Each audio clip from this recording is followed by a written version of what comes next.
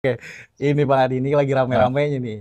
Ini perihal Pak Jokowi ini bakal digadang jadi calon ketua P3 nih, benar nggak tuh? oh iya iya iya, per hari ini Bang, P3 itu salah satu politisinya Bang Ade Irfan Pulungan kalau tidak salah, Oh, mengatakan bahwa sangat mantap kalau P3 itu dipimpin oleh Pak Jokowi. Bang Ade Irfan Pulungan ini cukup yakin juga kalau Pak Jokowi mau ditawari dan mau jadi ketua umum P3. Hakul yakin kata Bang Ade Irfan Pulungan, hmm, P3 itu akan kembali lolos ke parlemen di 2029.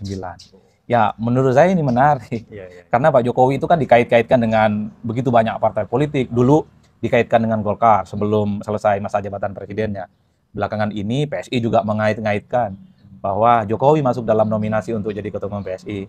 Tapi relawannya, Projo juga berharap Pak Jokowi itu bikin partai politik baru. Hmm, Nah, baru abang nih ingat nanya-nanya bahwa P3 juga nawarin. iya betul betul betul betul. Ya, ya memang harus diakui Bang. Pak Jokowi ini barang bagus Barang lah. bagus ya. Barang bagus dalam arti ya punya popularitas dan elektabilitas. Karena per hari ini sekalipun Pak Jokowi sudah tak lagi jadi presiden, ya memang pembicaraan tentang Pak Jokowi itu selalu muncul. Itu yang Betul. sepertinya membuat politisi P3 seperti Bang Ade Irfan Pulungan ini mencoba untuk membangun semacam narasi andai Pak Jokowi ditawarkan jadi ketua umum P3 dan Pak Jokowi bersedia, Bang Ade Irfan Pulungan ini hakul yakin P3 akan lolos ke Oh, parlemen. Jadi yakin ya. kira-kira gitu, Iya iya. iya iya iya iya. Itu Jadi dia. apalagi pertanyaan nih tentang ketum-ketum P3 Bang? Ayolah, ketimbang nggak direkam, kita rekam lagi. Terus info-info yang beredar, katanya Pak Jokowi ini buat digadang jadi ketua PKS, PKS, PSI, sorry. PSI ya. Nah, itu Ya lebih condong kemana itu nih Pak Jokowi itu? memang harus kita akui setelah Jokowi tak lagi jadi presiden dan tidak punya partai politik lah setelah berkonflik dengan PDIP, memang sangat kelihatan sekali banyak partai itu yang tertarik ya untuk menjadikan Pak Jokowi bagian di dalamnya. Yaitu tadi ada Golkar dulu ya kan, bahkan sempat PAN juga menyebut kalau Pak Jokowi punya intensi bergabung dengan partai Matahari Biru ini. Ah, ya, ya. Yang terbaru kan sebenarnya beberapa waktu yang lalu di berbagai tempat Pak Jokowi masuk nominasi yang diusulkan oleh pengurus-pengurus daerah PSI untuk menjadi salah satu ketua umum PSI. Yang teranyar berita hari ini pernyataan elit P3, P3. Bang Ade Irfan Pulungan yang mengatakan andai Pak Jokowi ditawari jadi ketua umum P3 dan Pak Jokowi bersedia, ini adalah sebagai modal besar bagi P3 untuk lolos. Karena bagi saya kalau kita mau jujur ya Bang, P3 itu sepertinya sedang berpikir keras nih. Siapapun yang jadi ketua umum itu harus mampu membawa P3 kembali ke parlemen. Karena ini pertama kalinya dalam sejarah P3 itu nggak lolos ke parlemen 2024 Bang. Ya, betul. Ini partai Islam paling lama di Paling Indonesia. lama. Sejak ikut pemilu selalu langganan ke DPR. Tapi kemarin nggak lolos, wajar kalau kemudian elit-elit P3 ini kan ngomongnya beda-beda. Misalnya apa namanya Gus Romi, Romahur Muzi juga beberapa waktu yang lalu kan menyebut nama-nama soal siapa yang masuk nominasi jadi ketua umum P3. Misalnya ada Gus Ipul tuh, ya kan? Ya, Beliau itu adalah salah tokoh satu. NU yang saya kira memang mungkin ada keinginan kalau Gus Ipul tertarik ya basis NU bisa ke P3 kembali. Muncul juga nama-nama misalnya seperti Pak Dudung, mantan Kasat kan. Karena mungkin dinilai Pak Dudung ini dinilai punya potret kepemimpinan yang cukup panjang misalnya di kemiliteran. Muncul juga nama Pak Amran kan, Pak Menteri Pertanian, iya kan, dan Ya. seterusnya dan seterusnya. Itu dari pihak eksternal. Tambah lagi nama Pak Jokowi yang dimunculkan oleh Pak Ade Irfan Pulungan ini. Itu kan menegaskan bahwa sebenarnya P3 sedang melakukan beauty contest namanya.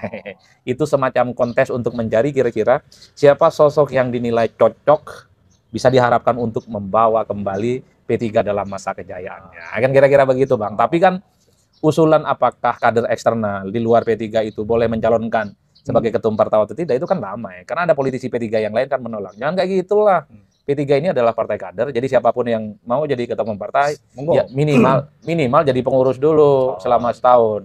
Jangan orang yang tidak pernah jadi pengurus partai tiba-tiba harus jadi ketum. Kan ada yang ngomong begitu. Ya. Namanya partai politik, partai manusia, Bang. Iya, Pasti betul, beda-beda betul, betul. pendapat dan pikirannya. Jadi kira-kira begitulah judulnya. Coba apalagi pertanyaan yang agak berat-berat lah. Apalagi ya? Ya, yang menarik memang ketika salah satu politisi P3 mewacanakan nama Pak Jokowi. Kenapa? Saya menduga ya karena memang Pak Jokowi itu dianggap punya segala-galanya. Populer iya, elektabilitas iya, pengalaman politik juga iya, dinilai punya jejaring politik iya, punya loyalis iya. Wajar kalau kemudian partai-partai itu banyak yang kepincut, terutama partai seperti P3, termasuk juga PSI.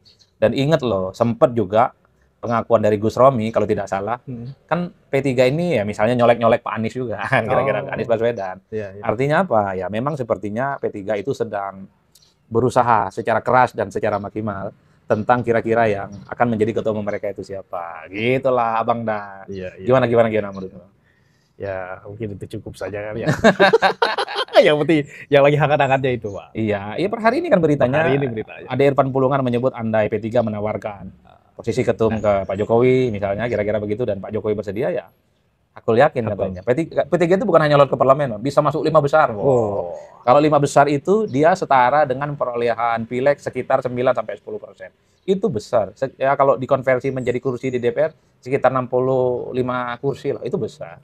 Tapi secara prinsip menurut saya wajar kalau kemudian Jokowi itu dikait-kaitkan dengan sejumlah partai politik ya, karena ibarat pemain sepak bola. Pak Jokowi ini kan pemain yang bebas transfer, free transfer, dalam arti tidak punya klub bola apapun. Wajar kalau kemudian para politisi ini ya, selalu menyebut Pak Jokowi sebagai bagian penting dalam spotlight mereka untuk menjadi bagian kepengurusan partai di dalamnya, kan kayak gitu kan. Itulah yang saya sebutkan, suka tidak suka, sekalipun Jokowi sudah tak lagi jadi presiden, tak lagi menjadi bagian dari PDIP, ya tentu terlepas dari pro dan kontranya, karena banyak sekali kan yang mengkritik dan membuli Pak Jokowi hingga saat ini. Tapi apapun itu ya, sepertinya pihak-pihak yang terus menyebut bahwa Jokowi itu adalah sebagai sosok yang memang penting dalam politik, mungkin juga rasional. Ya dalam politik ini kan nggak mungkin 100% orang suka. Ya. Dalam politik ya pasti ada pro dan kontra. Itu yang sepertinya P3 pun juga memasukkan Jokowi sebagai sosok yang diperbincangkan. Ya kalau beliau ditawari dan mau, kira-kira begitu. Tapi itulah. Menurut pendapat Abang tuh, kira-kira Pak Jokowi nerima atau enggak tuh? Nah, hanya Pak Jokowi dan Allah lah yang tahu. Ya kan kita tidak pernah tahu. Ya Pak Jokowi bisa dikaitkan dengan siapapun, kaitkan ini, kaitkan itu. Tapi memang jangan-jangan memang di tengah begitu banyak pembicaraan Jokowi dikaitkan dengan P3, dikaitkan dengan PSI, dikaitkan dengan misalnya seperti keinginan Projo supaya bikin partai politik yang baru. Jangan-jangan Pak Jokowi nggak ikut partai apapun. Bisa jadi. Apa? Partai individual kata Pak Jokowi. Dulu kan Pak Jokowi ketika ditanya, Pak Jokowi udah ikut partai apa? Kata Pak Jokowi, partai individual.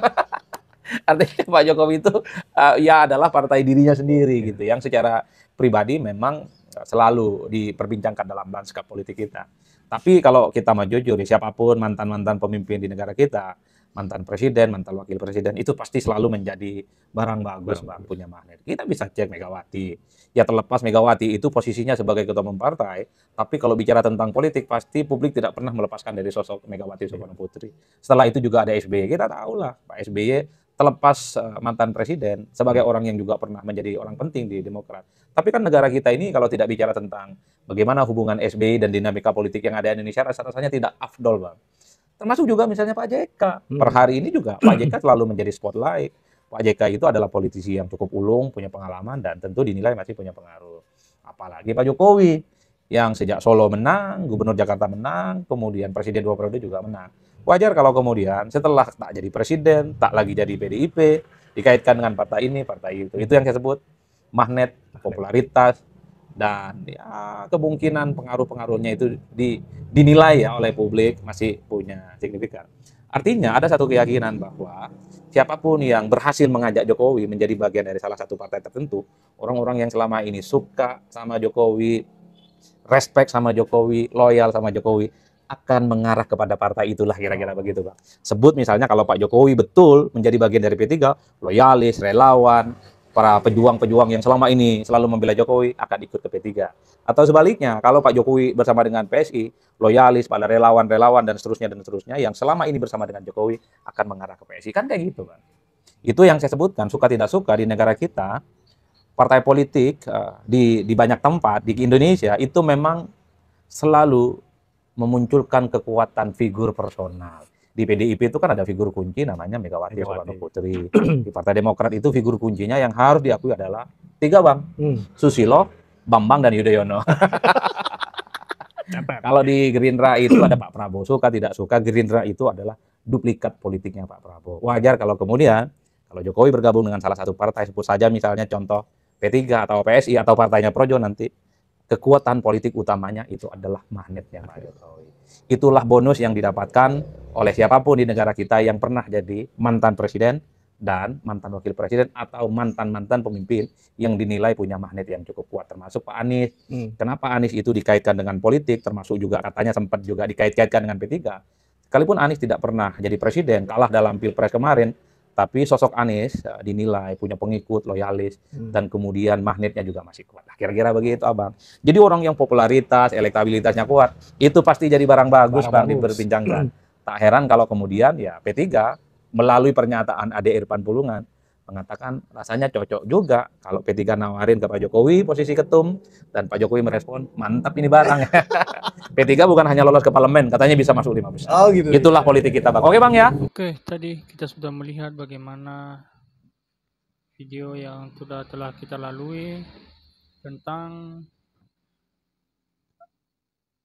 masih bagaimana dalam pembicaraannya nih, apakah rencana, apakah udah deal atau masih dalam perbincangan hangat.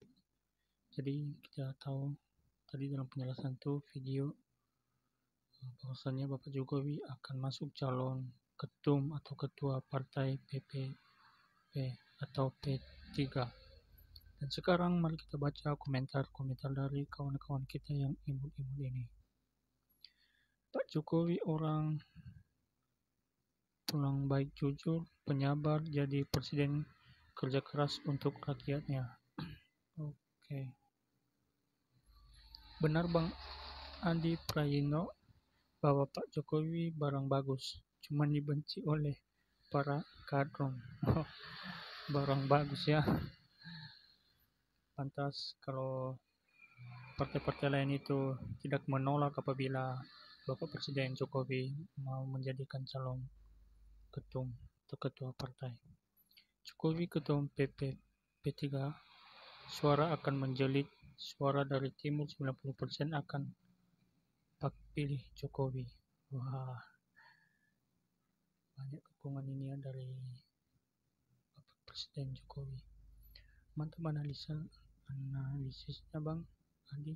Pak Jokowi dibenci para kadrun, tak ada pengaruh, elektabilitas beliau tetap tinggi, bagaimanapun dijatuhkan beliau tetap dicintai pendukungnya, kemana beliau berlabuh pendukungnya tetap setia.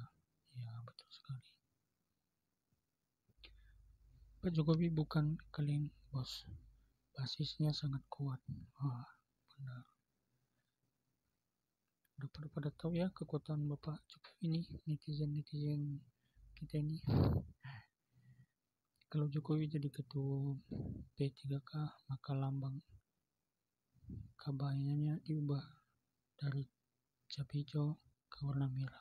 Wah, kenapa Bang? Apa maksudnya itu? Tuliskan di kolom komentar ya. Setuju gue, mending Jokowi diam aja biar partai pada bingung. P3 partai lurus, nggak bisa kritik belok kanan. Ya, mantap sekali. Pak Jokowi cocok jadi ketum PSI. Wah, ada juga ya dukungan dari netizen kini ini untuk agar tetap jadi calon ketum PSI untuk menggantikan Kaisang anaknya. Kalau saya selalu dukung Pak Jokowi. Salam dari Sumatera Selatan. Ya.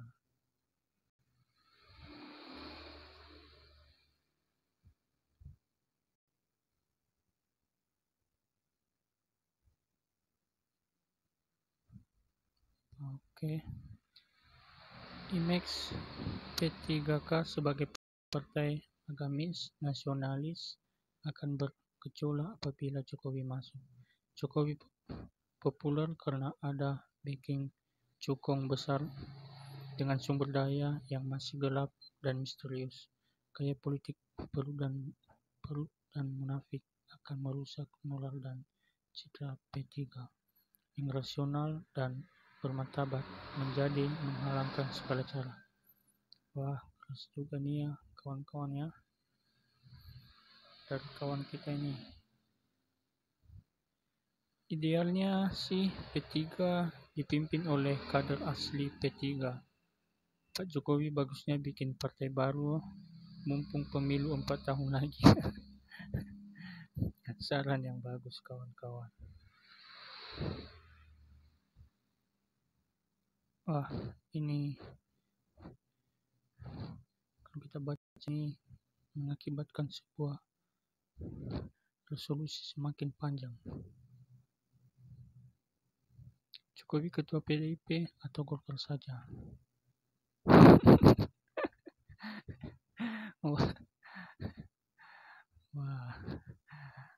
kepala dia nih. Pak Jokowi Muslim tapi bisa merangkul rakyat dari agama apapun. Betul.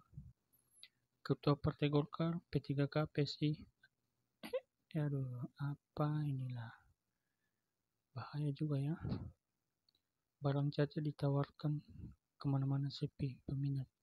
Kemana-mana ditolak walau promosinya barang bagus, namanya juga promosi. Kecap selalu nomor 1. Bagus Pak Joko Widodo bikin partai baru.